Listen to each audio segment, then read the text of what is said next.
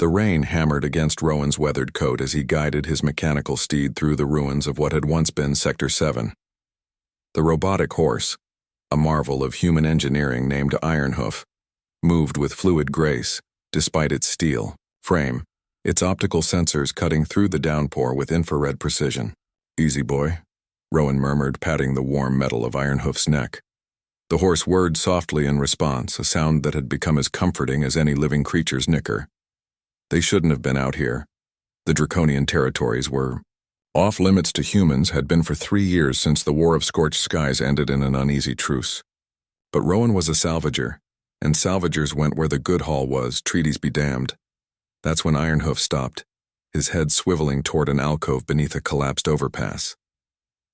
"What is it?" Rowan asked, squinting through the rain. The horse's audio sensors pulsed, a sound, faint, organic. Rowan dismounted, his boots splashing in radioactive puddles that glowed faintly green. His hand instinctively went to the plasma pistol at his hip as he approached the darkness.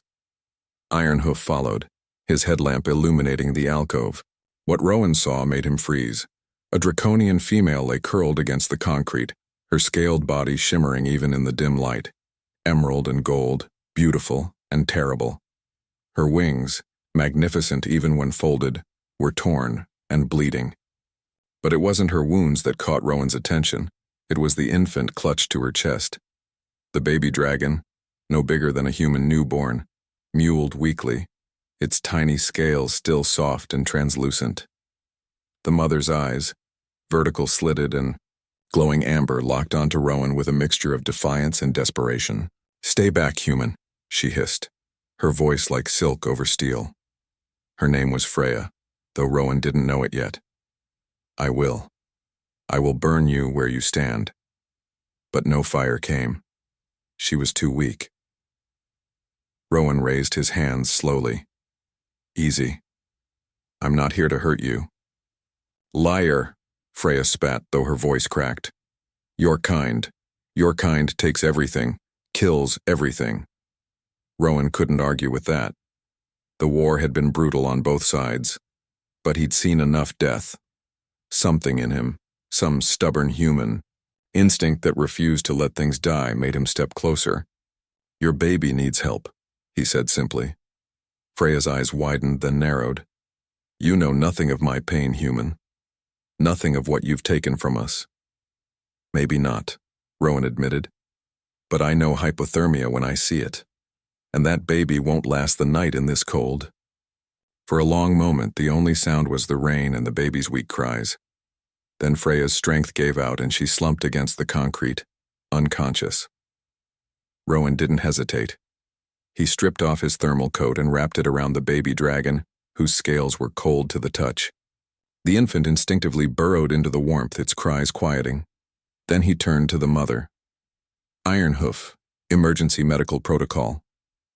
The robotic horse's chassis opened, revealing compartments filled with medical supplies, another human innovation born from necessity. Rowan worked quickly, his hand steady despite the cold. He'd patched up plenty of humans in his salvaging days. A dragon couldn't be that different. He was wrong, of course. Draconian physiology was nothing like human. But Rowan was nothing if not adaptable, the defining trait of his species.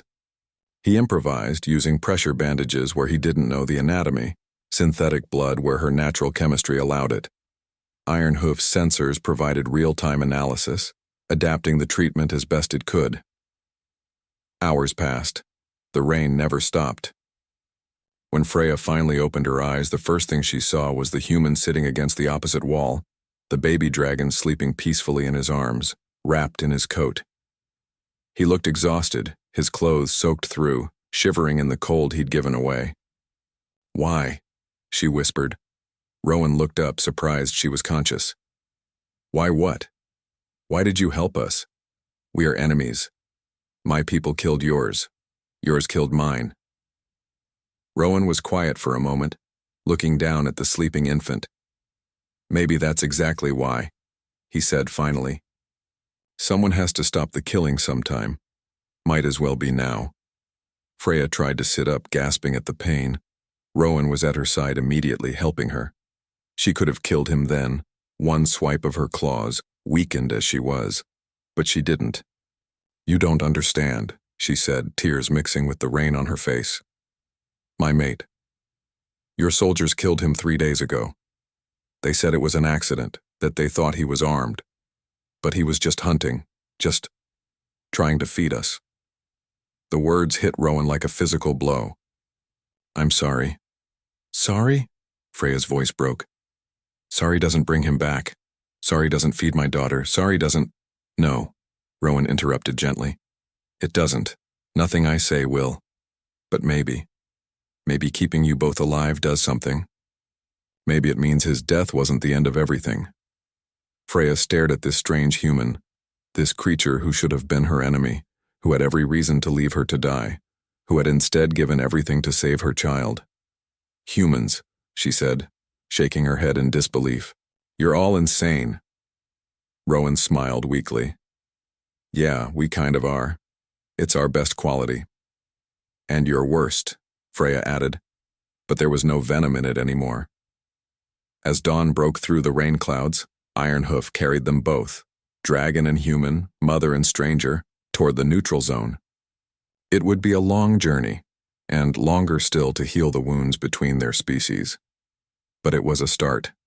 And humans, Rowan knew, were very good at starting over. It was what they did best. Take the broken pieces of the universe and rebuild them into something new, something better.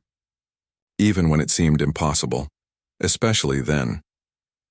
Freya looked at the human who had saved her life, who held her daughter with the same care he would his own child, and for the first time in days, she felt something other than pain. She felt hope. And that perhaps was the most human thing of all.